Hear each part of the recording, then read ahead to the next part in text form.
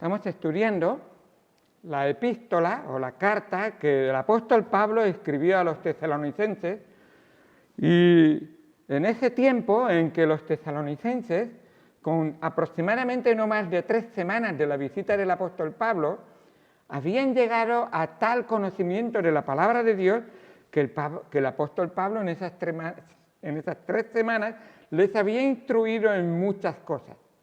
Pero sí que es verdad que al tener que salir huyendo y llegar hasta Atenas, Pablo, llegando allí, se sintió que los tesalonicenses que habían conocido al Señor estarían desanimados, habrían dejado de seguir al Señor.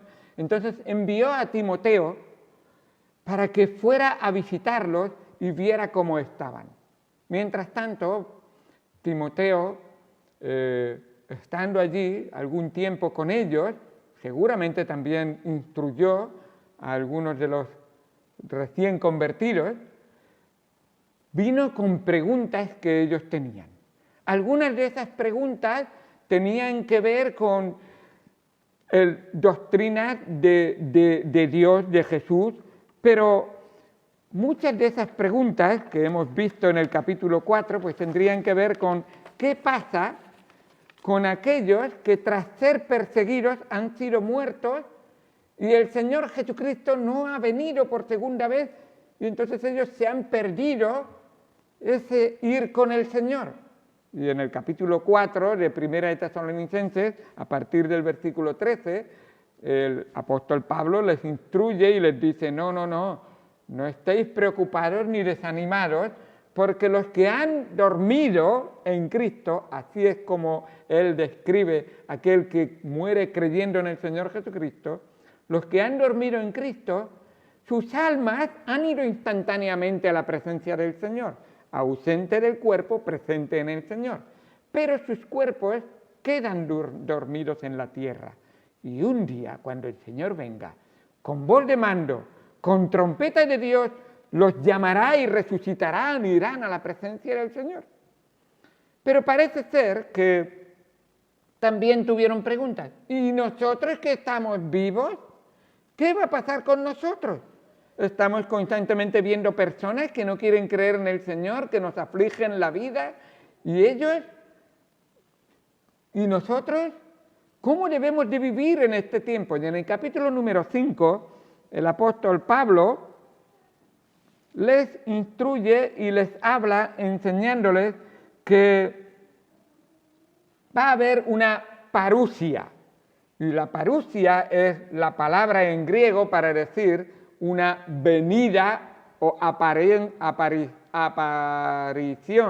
del Señor, y que va a llevar a los suyos con él. Así que él va a llevar a los suyos, y ahora los que están vivos, ¿qué les va a pasar? Y Pablo les dice: no os preocupéis, Dios no os ha puesto para ira, sino para salvación. Y esta es la gran bendición que tiene el Hijo de Dios. Vamos a leer los versículos del 1 al 10 en esta tarde, el 1 al 11 mejor dicho, y vamos a estar viendo realmente cómo Dios obra. Este capítulo 5 se divide en 2 partes, una que tiene más bien que ver con, les habla de lo que va a hacer, y tiene una exhortación, tiene 2 exhortaciones, 2 partes, 2 exhortaciones, la venida del Señor respecto a los que están vivos, y la segunda parte que veremos la semana que viene es los que estamos vivos esperando esa venida, entonces ¿cómo debemos de vivir? Y contesta en la segunda parte. Dice así: pero acerca de los tiempos y de las ocasiones no tenéis necesidad, hermanos, de que yo os escriba, porque vosotros sabéis perfectamente que el día del Señor vendrá así como ladrón en la noche, que cuando digan paz y seguridad, entonces vendrá sobre ellos destrucción repentina, como los dolores a la mujer encinta, y no escaparán. Mas vosotros, hermanos, No estáis en tinieblas para que aquel día os sorprenda como ladrón, porque todos vosotros sois hijos de luz e hijos del día. No somos de la noche ni de las tinieblas. Por tanto, no durmamos como los demás, sino velemos y seamos sobrios. Pues los que duermen, de noche duermen, y los que se embriagan, de noche se embriagan. Pero nosotros, que somos del día, seamos sobrios, habiéndonos vestido con la coraza de fe y de amor, y con la esperanza de salvación como yelmo, porque no nos ha puesto Dios para ira, sino para alcanzar salvación por medio de nuestro Señor Jesucristo, quien murió por nosotros, para que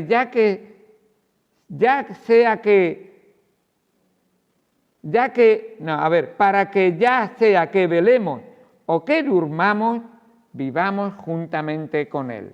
Por lo cual, y esta es una frase muy bonita con la que terminó el capítulo 4, por lo cual, animaos unos a otros, edificaos unos a otros, así como lo hacéis.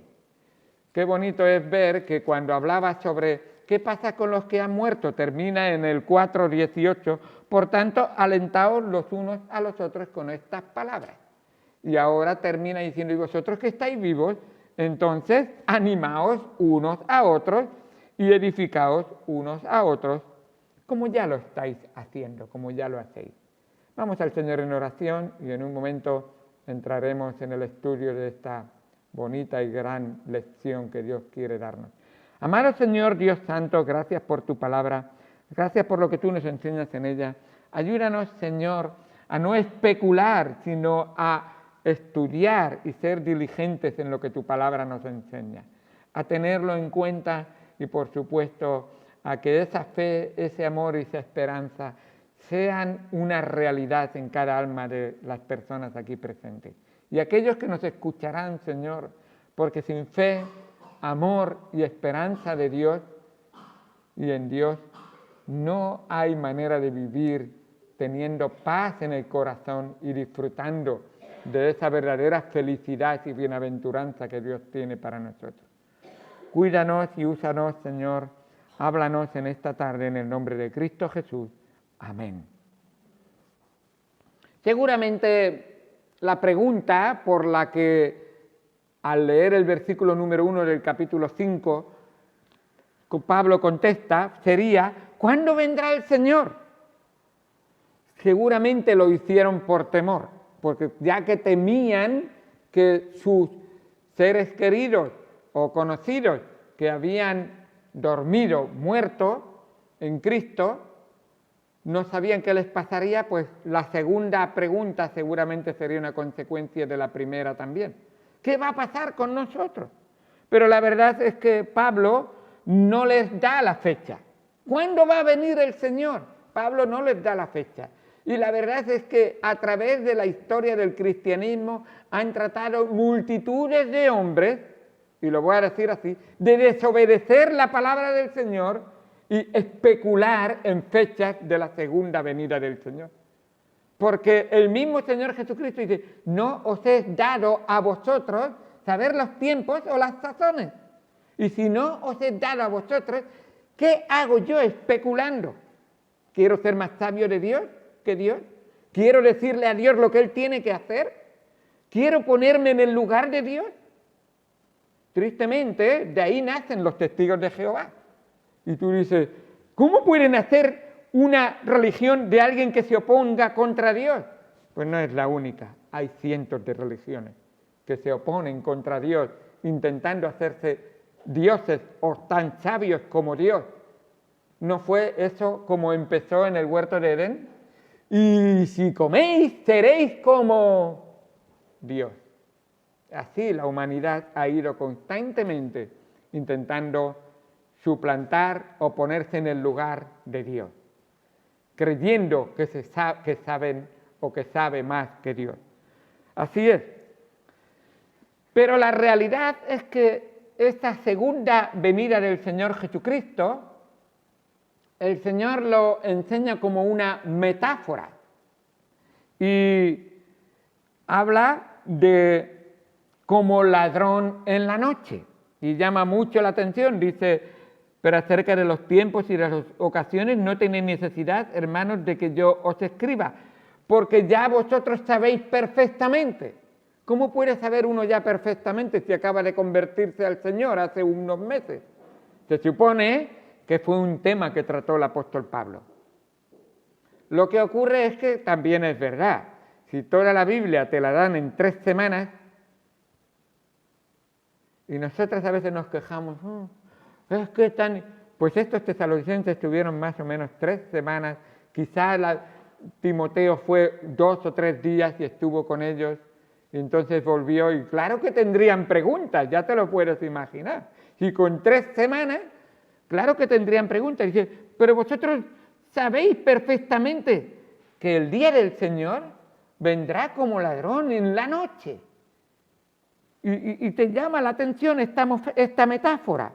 Y aquí vemos que ha venido diciendo, una de las cosas que quiero resaltar primero es que hasta aquí, hasta el capítulo 5, va diciendo cuando venga el Señor. Pero aquí cambia, en vez de decir cuando venga el Señor o la venida del Señor, aquí dice el día del Señor. Sabéis perfectamente que el día del Señor. ¿Por qué cambia? ¿Qué es lo que hace la diferencia? ¿Por qué dice ahora día del Señor? La verdad es que esta palabra día del Señor no es nueva aquí. Ya lleva anunciando el día del Señor todo el Antiguo Testamento. Una y otra vez, el día del Señor viene. El día del Señor viene. Y en un sentido está estrechamente relacionado con la venida del Señor. Pero el día del Señor, y ya lo adelanto, habla de juicio. Pero para el Hijo de Dios no le deja de ser día de juicio, pero al mismo tiempo es día de salvación. Sí, porque el juicio cayó sobre el Señor. Por eso no es que nosotros no tenemos nada que ver con ese juicio, es que el juicio cayó sobre el Señor. Y para el que ha creído, ese juicio que cayó sobre el Señor es día de salvación cuando venga el Señor. Pero para el que no ha creído, el día del Señor será día de juicio y caerá sobre ellos el juicio. Así es. Y está claro, no hay ni siquiera uno que sea justo. Entonces, si el injusto no ha querido confiar en el que justifica, no tendrá justificación en aquel día. Ninguna. No tendrá ninguna razón para escapar. Así que el Antiguo Testamento habla del día del Señor o del día de Dios, también lo menciona de esa manera. Era el día en que Dios iba a enfrentar a sus oponentes. Era el día en que Dios iba a juzgar a sus adversarios. Era el día en que Dios quitaría a sus enemigos. La palabra de Dios dice incluso los pondría por estrado de sus pies a sus enemigos. E iba a traer justicia. Dios iba a traer su justa indignación sobre sus oponentes. Y por otro lado, Dios iba a traer gran liberación, que es también esa palabra salvación que aparece en el versículo. Para nosotros es día de liberación. Ya por fin somos liberados y estamos eternamente con el Señor. Y somos rescatados. Para mostrar uno de los textos, vamos a Sofonías, capítulo número 1. Es uno de esos profetas menores que habla sobre esto. Sofonías, capítulo número 1, de hecho, este libro tiene que ver con el día del Señor. Es el tema principal. Para los que no lo saben, Sofonías está en la Biblia, un libro muy pequeñito, pero está después de Habacuc y antes de Ageo. Así que tenemos Nahum, Habacuc, Sofonías y después está Ageo y también Zacarías. Pero dice así, Sofonías 1:14. Cercano está el día grande de Jehová. Cercano y muy próximo. Esta es, Dios viene pronto. Es amarga la voz del día de Jehová. Gritará allí el valiente. Día de ira, aquel día. Día de angustia y de aprieto. Día de alboroto y de asolamiento. Día de tiniebla y de oscuridad. Día de nublado y de entenebrecimiento. Así dice y describe aquel día. El día del Señor. Para el que no ha querido creer en el Señor. Es día de hervor, día de temblor, día de pánico, diría yo. Así expresa. En Isaías, capítulo número 2, esto es para los que no han creído, pero en Isaías, capítulo número 2, tiene una porción bonita. Dice Isaías, capítulo número 2, versículo 1 al 4. Lo que vio Isaías, hijo de Amós, acerca de Judá y de Jerusalén. Acontecerá en lo postrero de los tiempos que será confirmado el monte de la casa de Jehová como cabeza de montes. O sea, Jerusalén será la ciudad más importante de la tierra en ese tiempo, en el día del Señor. Y será exaltado sobre los collados, y correrán a él todas las naciones. Y vendrán muchos pueblos y dirán, venid, subamos al monte de Jehová, a la casa del Dios de Jacob, y nos enseñará sus caminos, y caminaremos por sus sendas, porque de Sión saldrá la ley, y de Jerusalén la palabra de Jehová, y juzgará entre las naciones, y reprenderá a muchos pueblos, y volverán sus espadas en rejas de arado, y sus lanzas en hoces.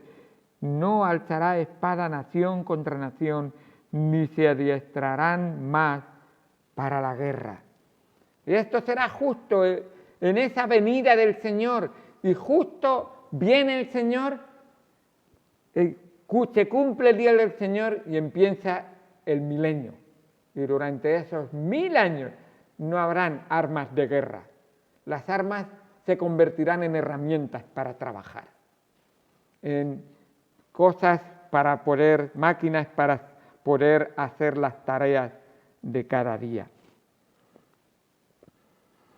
El versículo 3 nos dice, volviendo otra vez a 1 de Tesalonicenses, capítulo 5, versículo 3, que cuando digan paz y seguridad, entonces vendrá sobre ellos destrucción repentina como los dolores a la mujer encinta y no escaparán. Y nos habla aquí de esa paz y esa seguridad que vendrá sobre ellos. Y dice, pero vendrá destrucción repentina. Y vamos a ver ahí dos metáforas. Una es la metáfora del ladrón. Nos acaba de decir en el versículo 2, vendrá así como ladrón en la noche. El versículo 4 dice también, pero a los que creemos y confiamos en el Señor, no nos va a sorprender como ladrón. Entonces, ¿de dónde sale esa metáfora de como ladrón? Pues Pablo en realidad la coge del Señor Jesucristo. Es el que utilizó esa metáfora. En Mateo capítulo 24, el Señor Jesucristo está enseñando justo de esa metáfora. Utiliza el ladrón como aquel que puede venir en el momento que no te esperas. Y hay mucha gente que en este caso hace la comparación con que no creen en el Señor Jesucristo, les pilla desprevenidos, les pilla descuidados, les pilla sin haber hecho ningún preparativo para ni estar alerta ni velando, que es la palabra clave que utiliza, velad. Velad, porque si supierais a qué hora viene. Dice en el 24, Mateo 24, versículo 42, versículo 42 dice, velad, el Señor Jesucristo está hablando de que va a venir Él, y dice, velad pues porque no sabéis a qué hora ha de venir vuestro Señor. sea, está claro de quién está hablando, ¿verdad? Vuestro Señor. Pero ¿sabes esto? Que si el padre de familia supiese a qué hora el ladrón habría de venir, velaría y no dejaría minar su casa, no dejaría destruirla ni que hicieran un agujero y entraran en su casa y hicieran daño a su familia y a sus posesiones. Por tanto, versículo 44, también vosotros estáis preparados porque el Hijo del Hombre vendrá a la hora que no pensáis. Y esta advertencia o esta palabra es tanto para creyentes como para no creyentes. Pero el verdadero Hijo de Dios sabe que Él viene, lo cree y por lo tanto el Señor le dice, por lo tanto entonces esta es la manera en que tienes que vivir, esta es la manera en que tienes que confiar, esta es la manera en que tienes que tener esperanza. Y les explica, y lo veremos en un momento. Estad alerta, porque el verdadero creyente Hijo de Dios, esta segunda venida de Cristo no le debe de sorprender, no le debe de pillar desprevenido. Debería de ser algo que estamos esperando realmente y tenerlo en cuenta. La otra metáfora que utiliza aquí mismo también es la de una mujer encinta. Y explica, dice, dirán paz y seguridad, entonces vendrá sobre ellos destrucción repentina, versículo 3, como los dolores a la mujer encinta y no escaparán.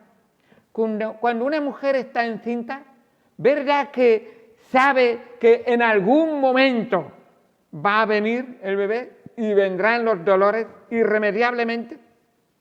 De alguna manera van a venir.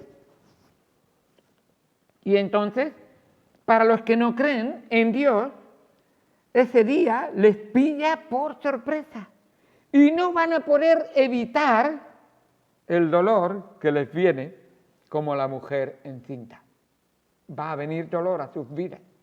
Para el Hijo de Dios ya sabe que viene y puede estar tranquilo porque va a estar con el Señor. Así que esta ilustración es para los incrédulos. Hay dolor que viene para el que no ha creído en Él y no sabes a qué hora viene el dolor, pero viene. Y hay una ignorancia en aquel que no cree en Dios, por lo tanto le pillará repentinamente y por sorpresa. De hecho, mira cómo es. A ver si estáis pensando conmigo. ¿Verdad que solemos pensar que cuando el Señor va a venir, cuando todo el mundo está en caos, va a haber un caos y va a haber cada vez más problemas, más enfermedades, más guerras y pensamos, y es una manera correcta de pensar.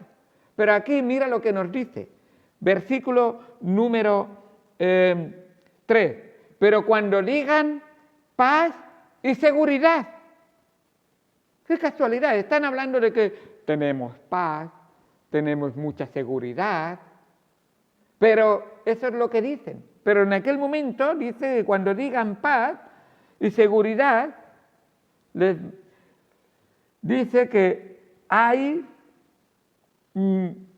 realmente destrucción, les viene destrucción repentina. Entonces vendrá sobre ellos destrucción repentina. Esta expresión, paz y seguridad, seguramente Pablo utiliza esta expresión en sentido político. Roma utilizaba esta expresión y también la ejecución de esta expresión, hablando de la paz et securite, sí creo que es, romana. Y en un sentido era así, cuando llegaba a un pueblo y quería conquistarlo, decía, os ofrecemos la paz y la seguridad de Roma, si os rendís.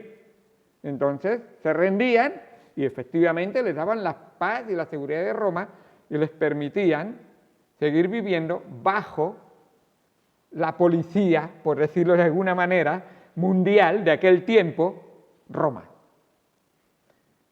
Si no se sometían, cuando eran conquistados, les decían, mira, vosotros si queréis, no os habéis dado cuenta que habéis sido conquistados para tener paz y seguridad romana que os ofrecemos gratis.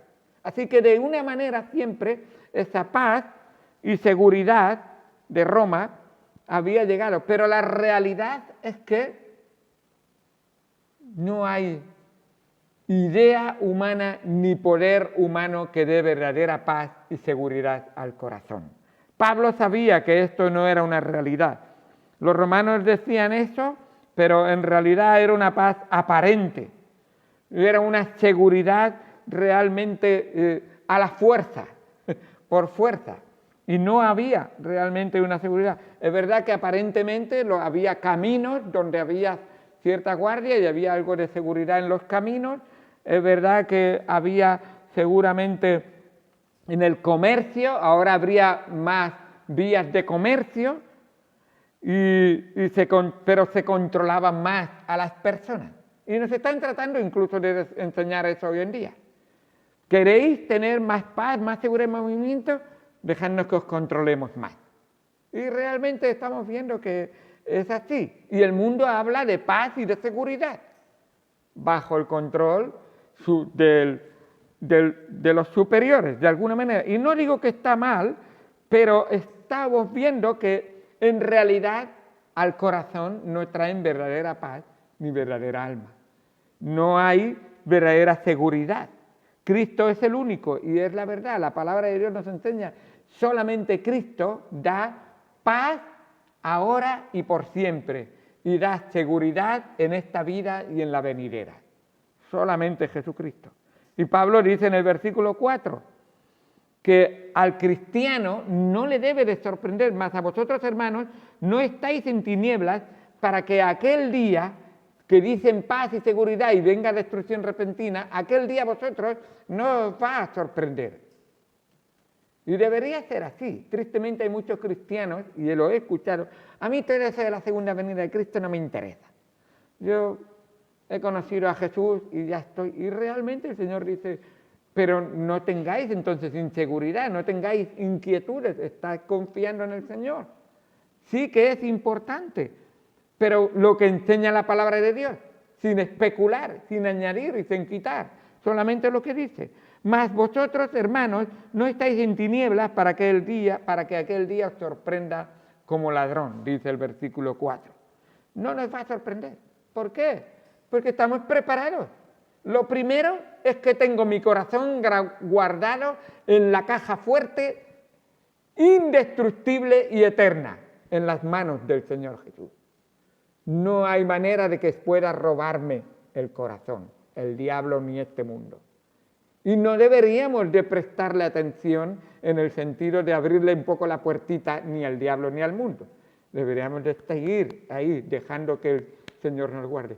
En primer lugar eso. Y en segundo lugar, no hay lugar de más paz que en el Señor Jesucristo. ¿Quién es el príncipe de paz? ¿No es el Señor, príncipe de paz? ¿No es el que dijo, mi paz os dejo, mi paz os doy? Yo no os la doy como el mundo la da. Entonces, si yo quiero paz y seguridad, búscala en Cristo. La hallarás y la tendrás segurísima, porque no depende de ti ni de mí. Esa paz depende de Él y esa seguridad depende de Él. Y no hay nadie más poderoso que Él. ¿Quién es el Todopoderoso? El Señor, por supuesto. Puedo estar seguro en Él. Así que nos dice la palabra de Dios, sigue diciendo, porque todos vosotros sois hijos de luz e hijos de día, no somos de noche ni de las tinieblas. Y no tengo ahora el tiempo de extenderme, pero solamente hablar de hijos de luz sería un sermón entero ahí donde podéis decir, sois de la luz, vosotros sois la luz del mundo. Una luz no se esconde debajo de un almud, debajo de una cama o debajo de un mueble, sino que se expone para que vean la luz. ¿Y quién es la luz? Es Cristo. Y debe de brillar en nosotros. Cristo es el sol, nosotros somos la luna. No tenemos luz propia, es la luz del sol. Es la luz de Cristo que debe brillar en nosotros. Y así, en el cielo, tendremos luz para siempre. ¿Sabéis que en el cielo no tendremos ningún, ¿cómo se llama esto? ningún aumento de costos de la electricidad para tener luz. Allí no subirá la luz. ¿Sabéis cómo se iluminará el cielo? Con el rostro de Cristo. El rostro de Cristo es más potente que los soles. ¿Os acordáis que por un ratito se acercó Moisés a la presencia de Dios? ¿Y cómo se bajó su rostro del monte Sinaí? Iluminado, brillando, que se tenía que poner no una mascarilla como la vuestra, un velo, dice la palabra de Dios, que supongo que igual sería desde la frente hasta abajo, porque el resplandor de su rostro les hacía daño a los ojos de las personas que le miraban. Qué bonito será que la luz que nosotros vamos a reflejar es la gloria de Dios obrando en nuestras vidas. Así que habrá luz por todas partes. Entras a una habitación y llevas la luz contigo. Eres tú la luz que reflejas de Cristo en ti. Qué bendición tan grande poder disfrutar. Pero eso ya es una realidad hoy. Somos hijos de luz, somos la luz del mundo. ¿Por qué pensamos que la palabra de Dios no tiene poder para darnos luz, para iluminar a los demás? Demos luz al mundo. ¿Sabéis que hay muchas almas en oscuridad y en tinieblas? Tenemos familiares que están ahí un poco nublados sus vidas. Démosle luz, hablemosle de Cristo. Lo necesitan. Así que dice el versículo número 6, por tanto, no te duermas, despierta, que la luz es importante, que esté reflejándose, por tanto no durmamos como los demás, sino velemos y seamos sobrios. Y esto no quiere decir que no vas a dormir por la noche, pero está queriendo decir que en cuanto al tema de Cristo en tu vida, ni seas apático, o sea, no pincho ni corto, no digo ni, no hablo ni dejo de decir, no, pero que de verdad expongas con tu vida. ¿Por qué vamos a celebrar la Navidad, esta Navidad? ¿Será porque Cristo vino al mundo y nos trajo salvación? Pues que lo sepan todos. Gloria a Cristo. Él se encarnó y trajo gloria a la tierra y trajo salvación, porque estamos todos perdidos. Nació para morir y yo estaba a punto de morir y Él me dio vida para siempre. Gloria a Dios, que Él me lo dio. Y sigue diciendo que este mundo sigue yendo en oscuridad. ¿Para qué quiere el mundo la Navidad? Para emborracharse, para andar en oscuridad, para hacer sus malas obras y que no sean vistas. Así es como el mundo va. Versículo 8, pero nosotros, que somos del día, seamos sobrios, habiéndonos vestido con la coraza de fe y de amor. Hermanos, esta tríada, fe, amor y esperanza, Pablo la utiliza muchas veces porque si hay algo que hace feliz el alma de una persona es tener fe verdadera en el Señor Jesucristo, disfrutar de ese amor que ha recibido y comparte con los demás, y tengo una esperanza segura en mi Dios, en mi Señor, y no vivo temblando ni temiendo el mañana, porque estoy seguro. ¿Qué me puede traer mañana? Para mí el vivir es Cristo, el morir, ganancia. Así que no tengo que deparar en el mañana ni estar preocupado por mañana. Hoy estoy seguro con Él y mañana seguiré estando seguro con Él porque Él no ha fallado nunca ni va a fallar. Su muerte y su resurrección son garantías de que tu vida tiene la verdadera fe, el verdadero amor y la seguridad de esa esperanza en el Señor Jesucristo. Y eso es como nos dice la palabra de Dios. Ahora, recuerda, esa fe es una coraza, lo que se pone aquí, y ese amor que protege. Entonces, no dudes, porque se debilita la coraza y te puedes recibir daño en tu corazón. ¿Qué es lo que tenemos que guardar sobre toda cosa guardada? el corazón. Guardemos el corazón. Un corazón que está guardado de las malas influencias, de las tentaciones, de todo lo que el mundo quiere incitarle a practicar y hacer, está guardado por el Señor. No podrás estar guardado por disciplina, es por esa fe en la palabra del Señor, en la obra del Señor Jesucristo, en el amor que Dios me ha dado a través de su Hijo Jesucristo y en ese amor que yo comparto también con los demás. Y esa esperanza que tenemos segura en el Señor Jesucristo y que no tenemos nada que temer. Qué bendición tan grande saber que Él nos va a dar vida eterna.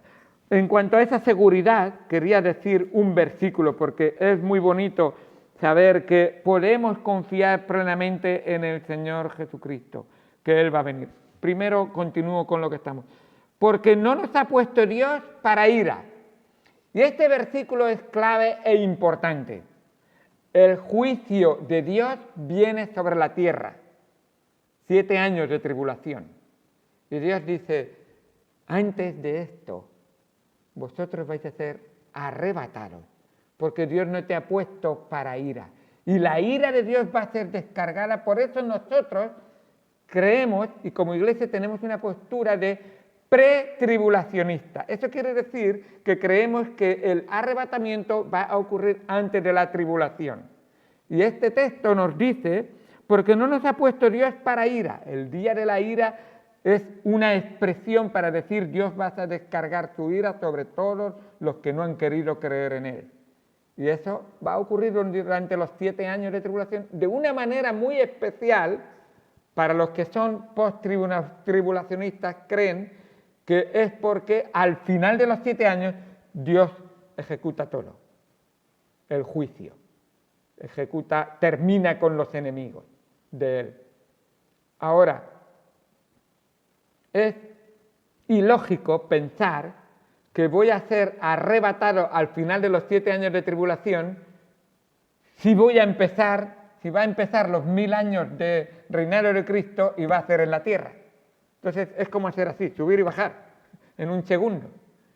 Por eso nosotros creemos que lo más lógico es ser pretribulacionistas y ser llevados antes de los 7 años de tribulación. Y Dios dice, porque no nos ha puesto para ira, sino para alcanzar salvación por medio de nuestro Señor Jesucristo. Otro texto rápidamente lo menciono, es Apocalipsis capítulo 3, versículo 10, dice, por cuanto has guardado las palabras de mi paciencia, yo también te guardaré de la hora de la prueba que ha de venir sobre el mundo entero para probar a los que moran sobre la tierra. Ahí nos dice, Dios va a castigar al mundo entero con una gran prueba que va a venir sobre la tierra, y por supuesto creemos que será esos 7 años de tribulación y va a destruir al mundo al final de los 7 años.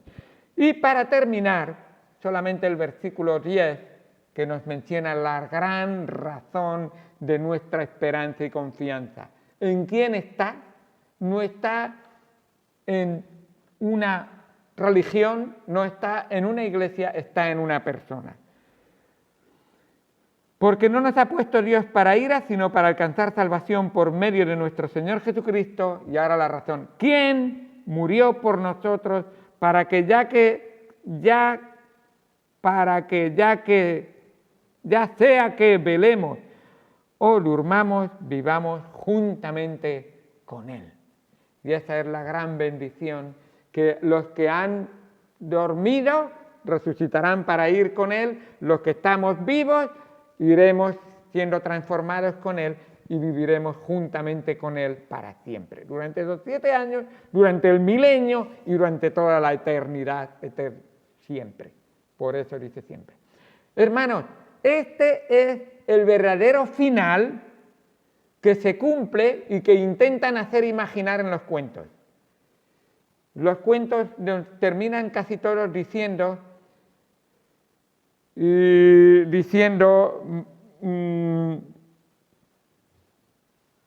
casi siempre terminan diciendo, vivieron felices por siempre. Vivieron felices para siempre y fueron felices por siempre. No, más o menos estoy ahora tratando de pensar cómo termina algún cuento. Y fueron felices para siempre. Hermanos, todo esto no ocurre en la vida real. En el único que y fueron felices para siempre se cumple es con Cristo. Aquí es el verdadero final para el Hijo de Dios, donde puede estar seguro que va a ser feliz para siempre. ¡Qué bendición tan grande! Que podemos confiar en Él y no hay nada que temer. Hay un himno muy bonito, el número 61, dice: Jesús es mi Rey soberano, mi gozo es cantar su loor.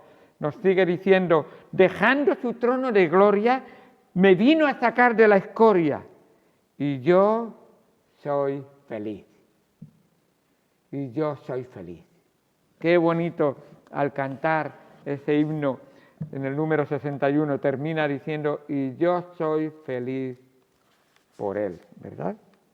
Sí, exactamente. Y yo soy feliz por Él. Esa es la verdadera felicidad en el Señor Jesucristo. Gloria a Dios por lo que Él ha hecho, gloria al Señor por lo que Él nos ha prometido.